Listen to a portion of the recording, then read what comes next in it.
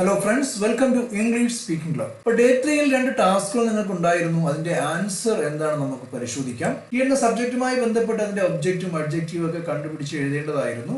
ഒന്നാമത്തെ സെന്റൻസ് നോക്കുകയാണെങ്കിൽ ഇവിടെ നമുക്ക് പറയാൻ സാധിക്കുന്നത് അവൻ നല്ലൊരു ഫുട്ബോൾ പ്ലെയർ ആകുന്നു, അല്ലേ? അപ്പോൾ അവിടെ ഹി എന്നുള്ളതാണ് നമ്മൾ ഉപയോഗിക്കേണ്ടത്.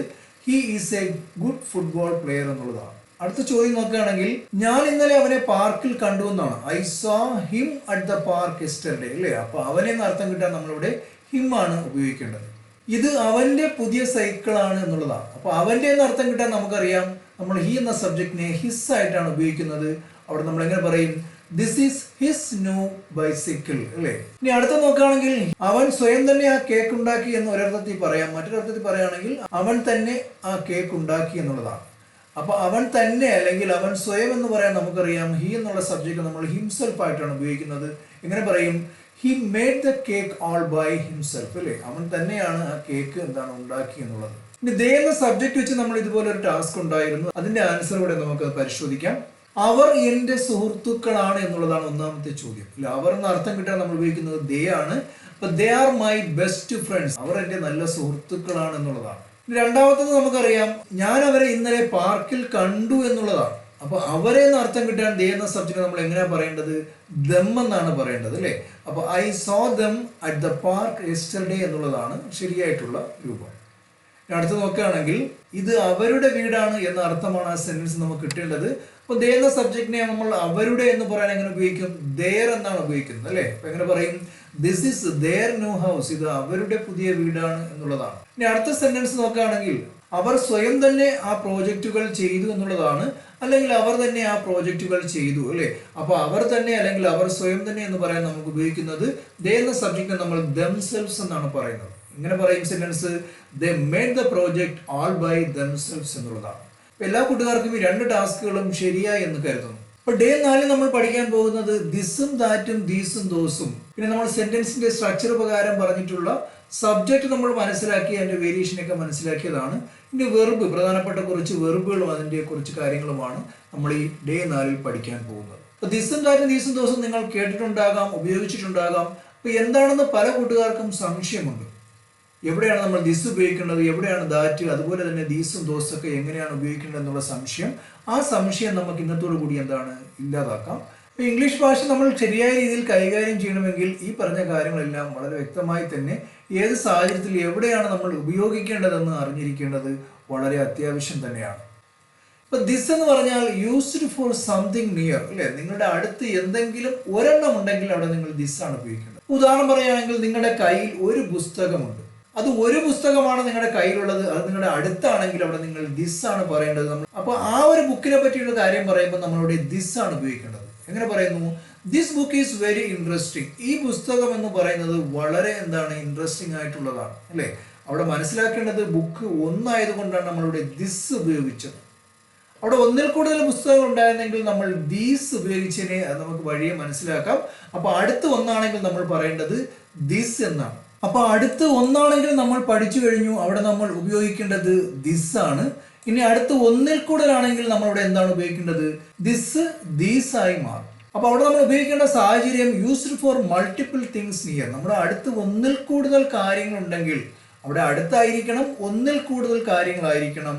അവിടെയാണ് നമ്മൾ ദിസിന് പകരം ദീസ് ഉപയോഗിക്കേണ്ടത്, അല്ലേ? അപ്പൊ നിങ്ങളിവിടെ ശ്രദ്ധിച്ചു കഴിഞ്ഞാൽ നിങ്ങളുടെ അടുത്ത് ഒന്നിൽ കൂടുതൽ ഷൂസ് ഉണ്ട്. അപ്പൊ ഒന്നിൽ കൂടുതൽ ഷൂസ് ഉണ്ടെങ്കിൽ നമ്മൾ എങ്ങനെ പറയും?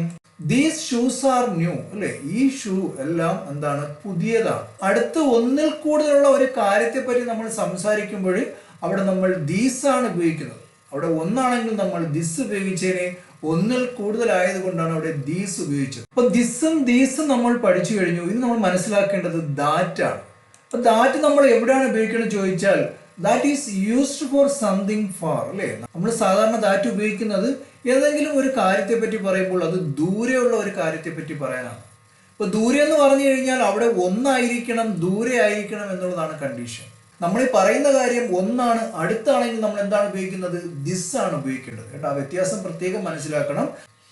അപ്പൊ നിങ്ങൾ മനസ്സിലാക്കേണ്ടത് ഒരാളൊരു വീടിനെ പറ്റി പറയുമ്പോൾ ആ വീട് ഒരുപാട് ദൂരെയാണ്. അങ്ങനെയാണെങ്കിൽ ആ വീടിനെ ചൂണ്ടിക്കാണിച്ചുകൊണ്ട് നമ്മൾ പറയുന്നതാണ് that house is very big. ഇല്ലേ, ആള് പറയുന്നത് എന്താണ്? ആ വീട് എന്താണ്? വളരെ വലുതാണ് എന്നുള്ളതാണ്. കണ്ടീഷൻ മനസ്സിലാക്കേണ്ടത് നമ്മൾ ആ വീട് അടുത്തല്ല, അത് ഒരുപാട് ദൂരെയാണ്.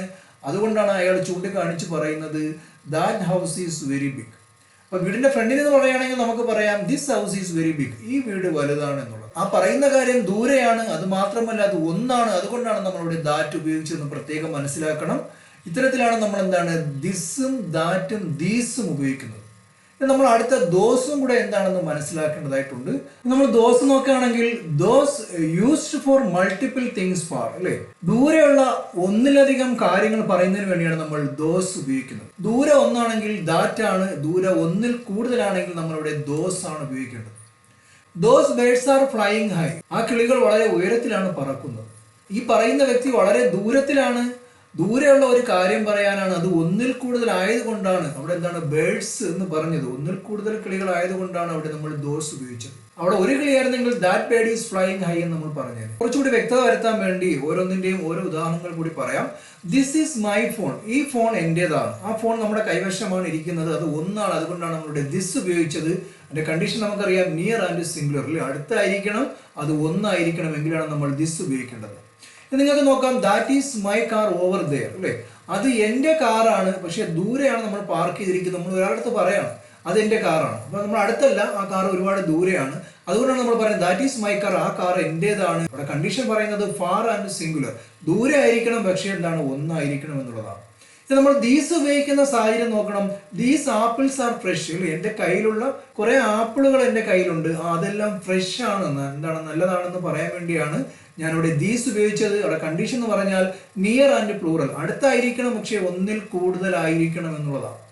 ഇനി അതുപോലെ തന്നെ ദോസ് മൗണ്ടൻസ് ആർ ബ്യൂട്ടിഫുൾ. നമ്മൾ ദോസ് പറയുമ്പോഴുള്ള കണ്ടീഷൻ നമുക്കറിയാം ഫാർ ആൻഡ് പ്ലൂറൽ, ദൂരെ ആയിരിക്കണം, എന്താണ് ഒന്നിൽ കൂടുതലായിരിക്കണം എന്നുള്ളതാണ്, അല്ലേ. ഇവിടെ ദോസ് മൗണ്ടൻസ് ആർ ബ്യൂട്ടിഫുൾ എന്ന് പറഞ്ഞാൽ അങ്ങ് അകലെ കാണുന്ന മൗണ്ടൻസ് എല്ലാം എന്താണ് വളരെ മനോഹരമാണ് എന്ന് അറിയിക്കുന്നതിന് വേണ്ടിയാണ് ഞാൻ അവിടെ എന്താണ് ദോസ് ഉപയോഗിച്ചത്. അവിടെ ഒരു മൗണ്ടനെ പറ്റി പറഞ്ഞിരുന്നെങ്കിൽ നമുക്ക് ദാറ്റ് പറയാമായിരുന്നു. ഇത് ഒന്നിൽ കൂടുതൽ എന്താണ് മൗണ്ടൻസ് ഉള്ളത് കൊണ്ടാണ് അവിടെ നമ്മൾ ദോസ് ഉപയോഗിച്ചത്. അത് ദൂരെയാണ് എന്ന അർത്ഥം കിട്ടുന്നതിന് വേണ്ടി. അപ്പൊ ഇതാണ് ദിസും ദാറ്റും ദീസും ദോസും. എല്ലാ കൂട്ടുകാർക്കും നന്നായി മനസ്സിലായെന്ന് കരുതുന്നു. നമുക്ക് വെർബുമായി ബന്ധപ്പെട്ടുള്ള കുറച്ച് കാര്യങ്ങൾ കൂടി ഈ ഡേ 4 മനസ്സിലാക്കാം. ഇവിടെ നിങ്ങൾ കാണുന്നത് വെർബിന്റെ 3 രൂപങ്ങളാണ്, അല്ലേ. നമ്മൾ V1 എന്നും V2 എന്നും V3 എന്നും പറയും. നമ്മൾ കോമൺ ആയിട്ട് ഉപയോഗിക്കുന്ന കുറെ വെർബുകളാണ്. ശരിക്കും നമ്മൾ ടെൻസ് ഒക്കെ ഉപയോഗിക്കുന്ന സമയത്ത് ഇപ്പൊ ഞാൻ അവിടെ പോയി എന്ന് പറയാൻ ഗോ എന്നുള്ള വെർബിന്റെ V2 ആണ് നമ്മൾ ഉപയോഗിക്കേണ്ടത്. അപ്പൊ നമുക്ക് വെന്റ് എന്ന് പറയാൻ അറിഞ്ഞുകൂടെങ്കിൽ ആ സെന്റൻസ് നമുക്ക് പറയാൻ സാധിക്കില്ല എന്നുള്ളതാണ്. ഐ വെന്റ് ദേർ, ഞാൻ അവിടെ പോയി. അപ്പൊ ഇത്തരത്തിലുള്ള കോമൺ ആയിട്ടുള്ള കുറച്ച് വെർബുകൾ നിങ്ങൾ പഠിച്ചു വെക്കേണ്ടത് ഇംഗ്ലീഷ് സംസാരിക്കാൻ വളരെ അത്യാവശ്യമാണ്. അപ്പൊ നമ്മൾ സംസാരിച്ച് തുടങ്ങുന്നതിന് മുമ്പ് അറ്റ്ലീസ്റ്റ് നിങ്ങൾ കുറച്ച് വെർബെങ്കിലും പഠിച്ചു വെക്കുക. അതിന്റെ 3 രൂപങ്ങൾ അറിഞ്ഞെങ്കിൽ മാത്രമേ നമുക്ക് ഈ ടെൻസിലൊക്കെ കറക്റ്റ് പ്രോപ്പറായ രീതിയിൽ ഉപയോഗിക്കാൻ പറ്റൂ. ഇംഗ്ലീഷ് നമ്മൾ നന്നായി സംസാരിക്കണം, തെറ്റില്ലാതെയൊക്കെ സംസാരിക്കണം. ഒരു സ്റ്റാൻഡേർഡ് ഒക്കെ വേണമെങ്കിൽ നമ്മൾ അറ്റ്ലീസ്റ്റ് ഈ പറഞ്ഞ പോലെ കുറച്ച് ഗ്രാമർ പഠിച്ചു വെച്ചേക്കുക. അതിനകത്ത് ഈ വെർബിന്റെ രൂപങ്ങളൊക്കെ പഠിച്ച് മനസ്സിലാക്കി വെക്കേണ്ടത് വളരെ അത്യാവശ്യമാണ്. നമ്മൾ എവിടെയെങ്കിലും പോയി വെർബൊക്കെ തെറ്റിച്ച് പറഞ്ഞു കഴിഞ്ഞാൽ ഇംഗ്ലീഷൊക്കെ നമുക്ക് അറിയാമെങ്കിലും എന്താണ് ചെറിയൊരു നാണക്കേട് ഉണ്ടാകാം. അതുകൊണ്ട് തന്നെ അതൊക്കെ ഒഴിവാക്കാൻ വേണ്ടി ഒരുപാട് വെർബൊന്നും കാണാതെ പഠിച്ച് ഇംഗ്ലീഷ് സംസാരിക്കേണ്ട കാര്യമൊന്നുമില്ല. നിങ്ങൾ ഡെയിലി ഉപയോഗിക്കുന്ന കുറച്ച് വെർബുകൾ, ഉദാഹരണം പറയുകയാണെങ്കിൽ മലയാളത്തിൽ നമ്മൾ ഡെയിലി ഉപയോഗിക്കുന്ന കുറേ വാക്കുകളുണ്ട്, അല്ലേ. പോകും, വരാം, ഞാൻ കാണും, സംസാരിക്കും, ഞാൻ അവിടെ പോയി, അവരെ കണ്ടില്ല, അവരോട് സംസാരിച്ചു. അപ്പൊ ഇത്തരം നമ്മൾ കോമൺ ആയിട്ട്, അല്ലേ, നമ്മൾ ഉപയോഗിക്കുന്ന കുറേ വാക്കുകളുണ്ട്. നിങ്ങളുടെ ഏജ് വെച്ച് നോക്കുകയാണെങ്കിൽ നിങ്ങൾ ജനിച്ചത് മുതൽ ഈ സമയം വരെയും നിങ്ങൾ ആ വാക്കുകൾ തന്നെയാണ് മലയാളത്തിൽ ഇങ്ങനെ എല്ലാ ദിവസവും ആവർത്തിച്ചു കൊണ്ടിരിക്കുന്നത്. നിങ്ങൾ ഡെയിലി പുതിയ വാക്കുകളൊന്നും സംസാരിക്കാറില്ല. ആ ഒരു ലോജിക്ക് തന്നെയാണ് ഇംഗ്ലീഷിൽ. കോമൺ ആയിട്ട് ഉപയോഗിക്കുന്ന കുറച്ച് വെർബുകൾ അതും നമ്മൾ പഠിച്ചു വെക്കുക എന്നുള്ളതാണ്. അപ്പൊ ഈ വെർബ് നിങ്ങൾക്ക് എത്രത്തോളം അറിയാമെന്നുള്ളതാണ് അടുത്ത ചെറിയൊരു ടാസ്കിലൂടെ ഞാൻ നിങ്ങളെ ടെസ്റ്റ് ചെയ്യുന്നത്. അത് കറക്റ്റ് നിങ്ങൾ എന്താണ് പറഞ്ഞു നോക്കാൻ ശ്രമിക്കുക. അപ്പൊ ഇവിടെ നിങ്ങൾക്ക് കാണാം എന്താണ് ഗോ എന്ന് പറഞ്ഞു കഴിഞ്ഞാൽ അതിന്റെ V2 എന്താണെന്നാണ്. ഞാൻ നേരത്തെ പറഞ്ഞതാണ് അതിന്റെ V2 എന്ന് പറഞ്ഞാൽ വെന്റ് എന്നാണ്, അല്ലേ. എത്ര കൂട്ടുകാർ പറഞ്ഞു എന്ന് എനിക്കറിയില്ല. ഇനി രണ്ടാമത്തെ വെർബ് നോക്കുകയാണെങ്കിൽ ഈറ്റ് എന്നുള്ളതാണ്, അല്ലേ. ഈറ്റിന്റെ V2 എന്താണെന്ന് നമുക്കറിയാം. എന്താണ് ഈറ്റിന്റെ V2 എന്ന് പറഞ്ഞാൽ ഏറ്റ് എന്നുള്ളതാണ്, അല്ലേ. ഞാൻ ഇന്നലെ ബിരിയാണി കഴിച്ചു എന്ന് പറയാൻ ഐ ഏറ്റ് ബിരിയാണി എന്നുള്ളതാണ്. ഏറ്റെന്ന് പറയാൻ അറിഞ്ഞുകൂടെങ്കിൽ നമുക്ക് ആ സെന്റൻസ് പറയാൻ സാധിക്കില്ല എന്നുള്ളതാണ്. ഡ്രിങ്കിന്റെ V2 എന്താണ്? ഡ്രിങ്കിന്റെ V2 ഡ്രാങ്ക് എന്നുള്ളതാണ്. സ്പീക്ക് എന്ന വെർബിന്റെ V2 ഫോം ചോദിച്ചാൽ എത്ര കൂട്ടുകാർക്ക് അറിയാം? സ്പീക്കിന്റെ V2 ഫോം എന്ന് പറഞ്ഞാൽ സ്പോക്ക് എന്നുള്ളതാണ്. അതുപോലെ തന്നെ സി എന്ന് പറഞ്ഞാൽ അതിന്റെ V2 ഫോം എന്താണ്? സി എന്ന് പറഞ്ഞാൽ സ്വ എന്നുള്ളതാണ്. അതുപോലെ തന്നെ റൈറ്റ് എന്ന് പറഞ്ഞ വെർബ് ഇതിന്റെ V2 ഫോം നമുക്കറിയാം. എന്താണ് റൈറ്റ് എന്ന് പറഞ്ഞാൽ റോട്ട് എന്നുള്ളതാണ്. നമ്മൾ നോക്കുകയാണെങ്കിൽ റീഡ് എന്നുള്ള വെർബ് കേട്ടോ, റീഡിന്റെ V2 എന്താണ്?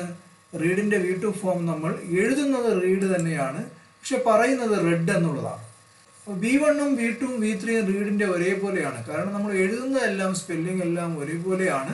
നമ്മൾ പറയുമ്പോൾ മാത്രം V2ഉം V3ഉം തിരിച്ചറിയുന്നതിന് വേണ്ടി നമ്മൾ റെഡ് എന്നാണ് പറയേണ്ടത്.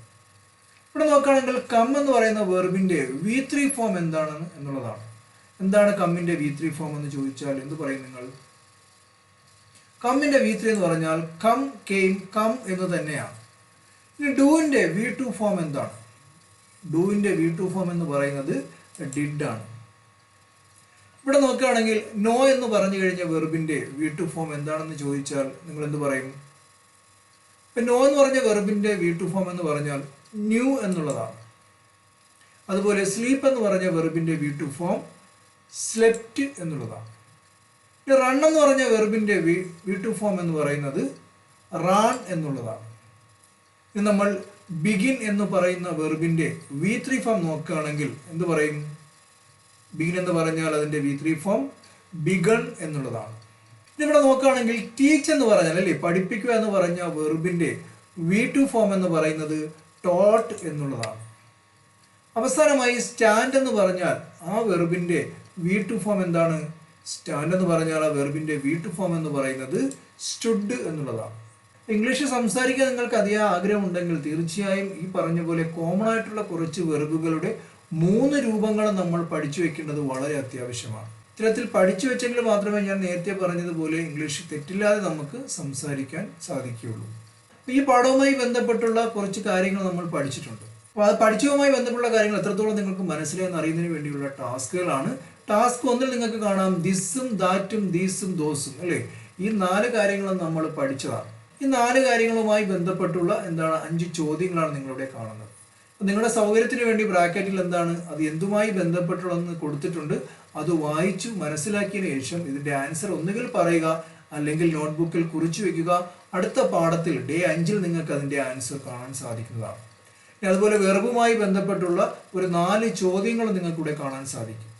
നിങ്ങൾ ചെയ്യേണ്ടത് ഇതൊന്ന് വായിച്ചു നോക്കി അതിന്റെ ആൻസർ എന്താണ് പറഞ്ഞു നോക്കാം.